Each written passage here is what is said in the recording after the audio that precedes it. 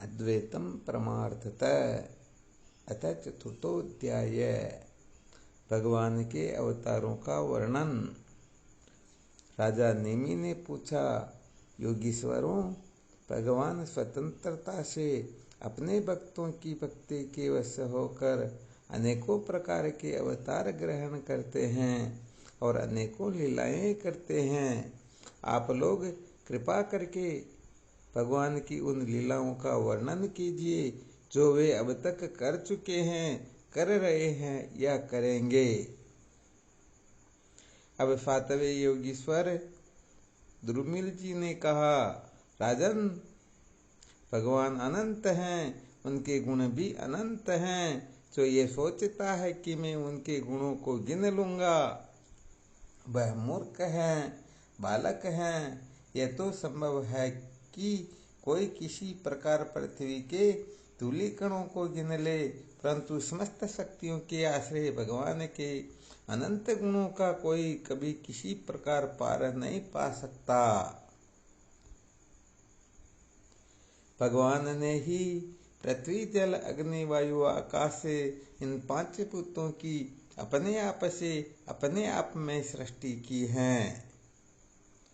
जब वे इनके द्वारा विराट शरीर ब्रह्मांड का निर्माण करके उसमें लीला से अपने अंश अंतर्यामी रूप से प्रवेश करते हैं, अर्थात भोक्ता रूप से नहीं, क्योंकि भोक्ता तो अपने पुण्यों के फलस्वरूप जीव ही होता है, तब उन आदि देव नारायण को पुरुष नाम से कहते हैं। यही उनका पहला अवतार है। उन्हीं के इस विराट ब्रह्मांड शरीर में तीनों लोक स्थित हैं। इन्हीं की इंद्रियों से समस्त देहधारियों की ज्ञानेन्द्रियां और कर्म इंद्रियां बनी हैं। उनके स्वरूप से ही स्वतः सिद्ध ज्ञान का संचार होता है। उनके श्वास प्रश्वास से सब शरीरों में बल आता है तथा इंद्रियों में ओज, अर्थात इंद्रियों की शक्ति और कर्म करने की शक्ति प्राप्त होती है। उन्हीं के सत्वादि गुणों से संसार की स्थिति, उत्पत्ति और प्रलय होते हैं। इस विराट शरीर के जो शरीरी हैं, वे ही आदिकर्ता नारायण हैं। पहले पहल जगत की उत्पत्ति के लिए उनके रजोगुण के अंश से ब्रह्मा हुए, फिर वे आदि पुरुष ही संसार की स्थिति के लिए अपने सत्वांश से धर्म तथा ब्राह्मणों के रक्षक यज्ञपति विष्णु बन गए। फिर वे ही तमोगुण के अंश से जगत के संहार के लिए रुद्र बने। इस प्रकार निरंतर उन्हीं से परिवर्तनशील प्रजा की उत्पत्ति, स्थिति और संहार होते रहते हैं। दक्ष प्रजापति की एक कन्या का नाम था मूर्ति। वह धर्म की पत्नी थी। उसके गर्भ से भगवान ने ऋषि श्रेष्ठ शांत आत्मा नर और नारायण के रूप में अवतार लिया। उन्होंने आत्म तत्व का साक्षात्कार कराने वाले उस भगवदाराधन रूप कर्म का उपदेश किया, जो वास्तव में कर्म बंधन से छुड़ाने वाला और निष्कर्म स्थिति को प्राप्त कराने वाला है। उन्होंने स्वयं भी वैसे ही कर्म का अनुष्ठान किया। बड़े बड़े ऋषि मुनि उनके चरण कमलों की सेवा करते रहते हैं। वे आज भी बद्रिकाश्रम में उसी कर्म का आचरण करते हुए विराजमान हैं। ये अपनी घोर तपस्या के द्वारा मेरा धाम छीनना चाहते हैं। इंद्र ने ऐसी आशंका करके स्त्री वसंत आदि दल बल के साथ कामदेव को उनकी तपस्या में विघ्न डालने के लिए भेजा। कामदेव को भगवान के महिमा का ज्ञान न था, इसलिए वह अप्सरागण वसंत तथा मंद सुगंध वायु के साथ बद्रिकाश्रम में जाकर स्त्रियों के कटाक्ष बाणों से उन्हें घायल करने की चेष्टा करने लगा। आदिदेव नर नारायण ने यह जानकर कि ये इंद्र का कुचक्र है, भय से कांपते हुए काम आदि को से हंसकर कहा। उस समय उनके मन में किसी प्रकार का अभिमान या आश्चर्य नहीं था। कामदेव मलय मारुत और देवांगनाओं, तुम लोग डरो मत, हमारा आतिथ्य स्वीकार करो, अभी यहीं ठहरो, हमारा आश्रय सोना मत करो। राजन, जब नर नारायण ऋषि ने उन्हें अभय दान देते हुए इस प्रकार कहा, तब कामदेव आदि के सिर लज्जा से झुक गए। उन्होंने दयालु भगवान नर नारायण से कहा, प्रभु, आपके लिए ये कोई आश्चर्य की बात नहीं है, क्योंकि आप माया से परे और निर्विकार हैं। बड़े बड़े आत्माराम और धीर पुरुष निरंतर आपके चरण कमलों में प्रणाम करते रहते हैं। आपके भक्त आपकी भक्ति के प्रभाव से देवताओं की राजधानी अमरावती का उल्लंघन करके आपके परम पद को प्राप्त होते हैं।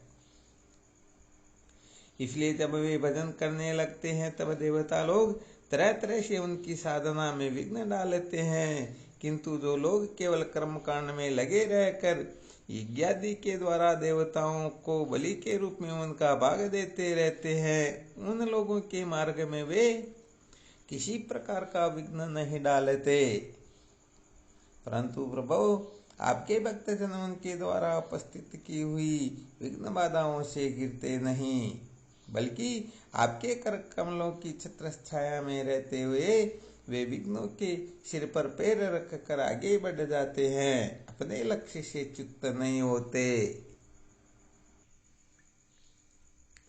बहुत से लोग तो ऐसे होते हैं जो भूख प्यास सर्दी गर्मी एवं आंधी पानी के कष्टों को तथा रसनेन्द्रिय और जननेन्द्रिय के वेगों को जो अपार समुद्र के समान है सह लेते हैं, पार कर जाते हैं, परंतु फिर भी वे उस क्रोध के वश में हो जाते हैं जो गाय के खुर से बने गड्ढे के समान है और जिससे कोई लाभ नहीं है, आत्मनाशक है। और प्रभु, वे इस प्रकार अपनी कठिन तपस्या को खो बैठते हैं। जब कामदेव वसंत आदि देवताओं ने इस प्रकार स्तुति की, तब सर्वशक्तिमान भगवान ने अपने योग बल से उनके सामने बहुत सी ऐसी रमणियां प्रकट करके दिखलाई, जो अद्भुत रूप लावण्य से संपन्न और विचित्र वस्त्रालंकारों से सुसज्जित थी तथा भगवान की सेवा कर रही थी। जब देवराज इंद्र के अनुचरों ने उन लक्ष्मी जी के समान रूपवती स्त्रियों को देखा, तब उनके मान सौंदर्य के सामने उनका चेहरा फीका पड़ गया। वे शरीरहीन होकर उनके शरीर से निकलने वाली दिव्य सुगंध से मोहित हो गए। अब उनका सिर झुक गया। देवदेवेश भगवान नारायण सते हुए से उनसे बोले, तुम लोग इनमें से किसी एक स्त्री को जो तुम्हारे अनुरूप हो ग्रहण कर लो, वह तुम्हारे स्वर्गलोक की शोभा बढ़ाने वाली होगी। देवराज इंद्र के अनुचरों ने जो आज्ञा कहकर भगवान के आदेश को स्वीकार किया तथा उन्हें नमस्कार किया, फिर उनके द्वारा बनाई हुई स्त्रियों में से श्रेष्ठ अप्सरा उर्वशी को आगे करके वे स्वर्गलोक में गए। वहां पहुंचकर उन्होंने इंद्र को नमस्कार किया तथा बड़ी सभा में देवताओं के सामने भगवान नर नारायण के बल और प्रभाव का वर्णन किया। उसे सुनकर देवराज इंद्र अत्यंत भयभीत और चकित हो गए। भगवान विष्णु ने अपने स्वरूप में एक रस स्थित रहते हुए भी संपूर्ण जगत के कल्याण के लिए बहुत से कलावतार ग्रहण किए हैं। विदेहराज, अंश, दत्तात्रेय, सनंदन, सनातन, सनत कुमार और हमारे पिता ऋषभदेव के रूप में अवतीर्ण होकर उन्होंने आत्म साक्षात्कार के साधनों का उपदेश किया है। उन्होंने ही अयग्रीव अवतार लेकर मधुकेटभ नामक असुरों का संहार करके उन लोगों के द्वारा चुराए हुए वेदों का उद्धार किया है। प्रलय के समय में मत्स्यावतार लेकर उन्होंने भावी मनु, सत्यव्रत, पृथ्वी और औषधियों की, धान्यादि की रक्षा की और अवतार ग्रहण करके पृथ्वी का रसातल से उद्धार करते समय हिरण्याक्ष का संहार किया। कूर्मावतार ग्रहण करके उन्हें भगवान ने अमृत मंथन का कार्य संपन्न करने के लिए अपनी पीठ पर मंदराचल धारण किया और उन्हीं भगवान विष्णु ने अपने शरणागत एवं अर्थभक्त गजेंद्र को ग्राह से छुड़ाया। एक बार बालकिल्य ऋषि तपस्या करते करते अत्यंत दुर्बल हो गए थे। वे जब कश्यप ऋषि के लिए समिता ला रहे थे तो थक कर गाय के खुर से बने हुए गड्ढे में गिर पड़े, मानो समुद्र में गिर गए हो। उन्होंने जब स्तुति की तब भगवान ने अवतार लेकर उनका उद्धार किया।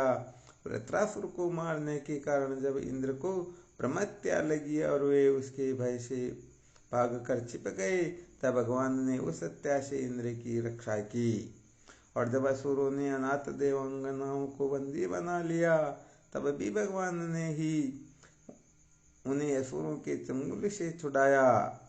जब हिरण्यकशिपु के कारण प्रहलाद आदि संत पुरुषों को भय पहुंचने लगा, तब उनको निर्भय करने के लिए भगवान ने नरसिंह अवतार ग्रहण किया और हिरण्यकशिपु को मार डाला। उन्होंने देवताओं की रक्षा के लिए देवासुर संग्राम में दैत्यपतियों का वध किया और विभिन्न मनमंत्रों में अपनी शक्ति से अनेक अवतार धारण करके त्रिभुवन की रक्षा की। फिर वामन अवतार ग्रहण करके उन्होंने याचना के वाहने इस पृथ्वी को दैत्यराज बलि से छीन लिया और अदिति नंदन देवताओं को दे दिया। परशुराम अवतार ग्रहण करके उन्होंने ही पृथ्वी को 21 बार क्षत्रिय ने किया। परशुराम जी तो वंश का प्रलय करने के लिए मानो प्रभु वंश में अग्नि रूप से ही अवतीर्ण हुए थे। उन्हीं भगवान ने रामावतार में समुद्र पर पुल बांधा एवं रावण और उसकी राजधानी लंका को मटियामेट कर दिया। उनकी कीर्ति समस्त लोकों के मल को नष्ट करने वाली है। सीतापति भगवान राम सदा सर्वदा सर्वत्र विजय हैं। राजन अजन्मा होने पर भी पृथ्वी का भार उतारने के लिए यही भगवान यदुवंश में जन्म लेंगे और ऐसे ऐसे कर्म करेंगे जिन्हें बड़े बड़े देवता भी नहीं कर सकते। फिर आगे चलकर भगवान ही बुद्ध के रूप में प्रकट होंगे और यज्ञ के अधिकारियों को यज्ञ करते देखकर अनेक प्रकार के तर्क वितर्कों से मोहित कर लेंगे और कलयुग के अंत में कल की अवतार लेकर वे ही शूद्र राजाओं का वध करेंगे। महाबाहु विधेयराज भगवान की कीर्ति अनंत है। महात्माओं ने जगतपति भगवान के ऐसे ऐसे अनेकों जन्म और कर्मों का प्रचुरता से गान भी किया है। इति श्रीमद्भागवते महापुराणे पारमहंस्यां संहितायां एकादश स्कंदे चतुर्थोऽध्यायः।